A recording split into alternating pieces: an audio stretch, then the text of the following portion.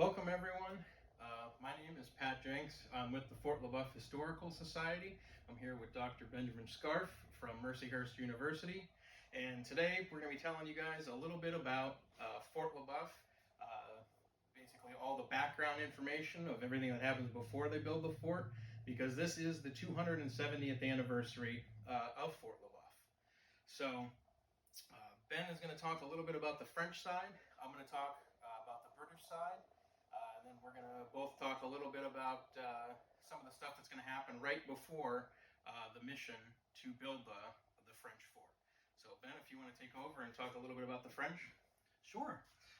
So I think to understand the French enterprise in the New World as compared to the British enterprise, which most of you viewers are probably more familiar with, I think it's first important to recognize some of the fundamental differences, because that'll play a big role in why the French and the British come here.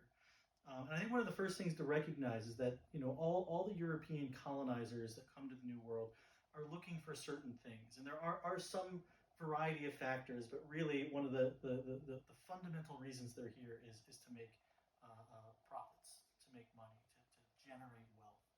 And Pat will talk a lot more about what's happening in the British New World and how they're kind of pursuing that goal.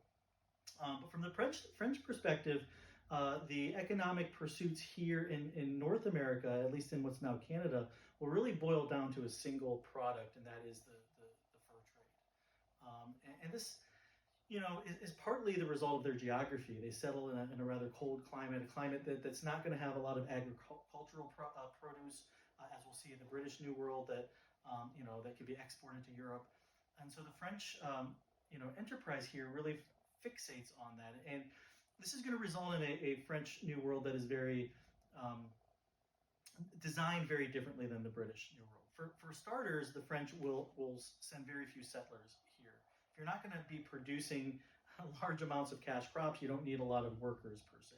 And so the French population in the New World by 1753, when this fort is produced, is going to be somewhere estimated around 55,000. In comparison to the British New World to the south, that will be somewhere in the ballpark of 1.5 million people. So that's a very, very, very large difference.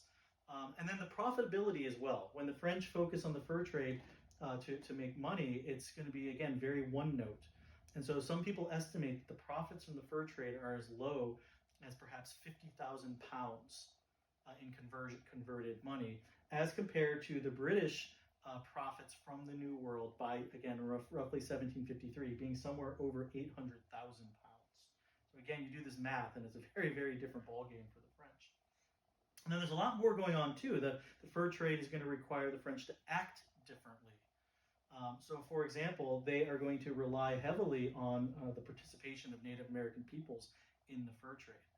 And so the French will reach deep into the interior to develop trade networks with the natives. But those trade networks require a certain level of care with the natives that the British will perhaps not have to follow. One historian iconically has referred to this as the middle ground. That's the title of his book, Richard White, The Middle Ground. And this book talks about a negotiated new world, a place where the French come and they and the natives negotiate with one another. This is not a place where the Europeans hold power over the natives, which is so often our viewpoint of the interaction between Europeans and natives in the New World. The French don't have the strength in numbers with that small population, but this economic process of acquiring furs and trading for them doesn't allow for the French to exert authority over the natives. So a negotiated world. And it created a world that was much more diverse and collaborative than we're going to find in the British New World. So, for example, the early leader of French Canada, Samuel de Champlain, he will encourage his people, his coureurs de bois, to go out into the Native American lands and to interact with the natives, to intermarry with them, to have children with them. This forged the types of negotiated relationships that would then be used successfully in this fur trade.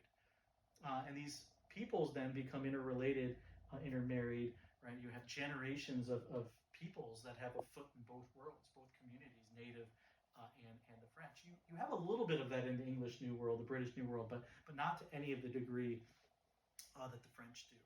Now, let's not paint the French as superior moral figures than the British. They're here to make money the same as the British are. They're making money differently. It leads to different behaviors, different patterns. In the French New World, in North America, there is still slavery. A lot of the fur trade will have Native American peoples that are enslaved by the fur traders, as paddlers on the canoes, etc. In some of the French more agricultural communities, say in the Illinois country, there are African American slaves working on farms. These will largely have been brought up the Mississippi from the other French colonies in New Orleans. So there's plenty of ugliness still here, right? But if we're painting in broad strokes, the French will have again this much more open relationship with the natives. It allows them to access this wealth in the fur trade. Now this will come under threat by the mid and late 1740s, but more on that in a minute. So yeah, as Ben was talking about, the French and the British definitely had differences between their goals, their motivations. When the British colonized the New World, one of the first settlements was Jamestown. This was strictly a entrepreneurial endeavor. This was not a royal colony as Virginia would become at this time, but it was a way to make money. They were going to get resources from the land, from the natives, and they were going to ship them back to the British Island. Now, this would also happen up in the northern colonies, New England area. They would be less driven by this profit-seeking model. There was more of a religious theme to it, but also hard work and they were also trying to make money to basically serve as a colony to the homeland. Now, as the British moved further west, Ben mentioned the population differences. The British are shipping people over because they want to pump as many people in to these colonies, and they want to build towns. They want them to become cities. They want more markets. They want to be able to access more goods. So, there was the tobacco industry that was big. Cotton will come and rise later on. In the north, the wood for shipbuilding up in the Massachusetts Bay was huge. So they're looking to use all of these resources to get to make profits and for these companies and the shareholders in the companies. Now, as they're moving further west, these goods they're changing. You're not needing quite as many diverse things on the frontier. So what's happening is they're starting to bump into these French traders. They're bumping into natives. Now the British, it wasn't all as flowery as Ben mentions with the French. It was much less so with the British because they just kind of bull their way across westward. And what happens is they're moving further west. They're pushing these traders further and further inland, and they're starting to access some of these inland waterways, which up until this point the French had enjoyed quite a bit of use of some of these inland waterways. Now what happens is they're bumping into these French, they're bumping into the natives, and they're also starting to access this fur trade. They weren't quite as interested in the furs before, but now as they're moving further west, that's something that's now being demanded in England is the furs. There's not a lot of furs in England because they've hunted them all by this point. So there's vast amount. So they're trading with natives, and the French, as Ben mentioned, used the natives kind of as a partner in trade. to get these goods. The natives did, or the British did this as well, but less much so. So they are, they're moving further. Now, one of the questions that we have, that we get here, is why is Virginia kind of dealing with stuff that's going to end up happening in the Ohio Valley? Why does Virginia deal with that instead of Pennsylvania? Well, there's a couple reasons for that. One of the reasons is Pennsylvania is still mostly, the legislature there is more dominated by Quakers, so they're less ambitious to kind of push and make waves with the natives. There's some agreements where the natives actually act as defense forces, and there's this nice little natural landmass that runs up the middle of Pennsylvania, the Appalachian Mountains, and so they could really not really care what's going on out here, as much as what we're going to find out is the Virginians will. Now, the Virginians, like I said, they're a whole other story. We're straight from, Jamestown all the way up until the 1740s. They are absolutely business-driven, looking for profits. The elite class of Virginia has made quite a bit of money, in all of these industries that I mentioned, but one that they really pursue is land speculation.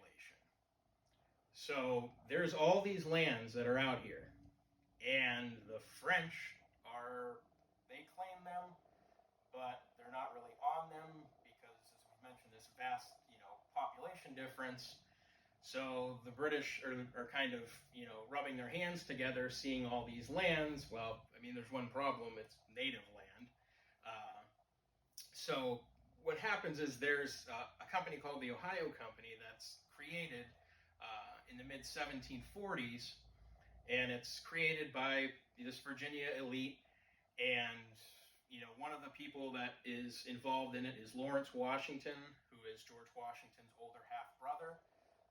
The Lieutenant Governor, Robert Dinwiddie of Virginia, he is involved with the Ohio Company. So they are looking west and kind of licking their chops. Well, as they're moving further west, like I said, they're running into these natives. They're starting to run into the French.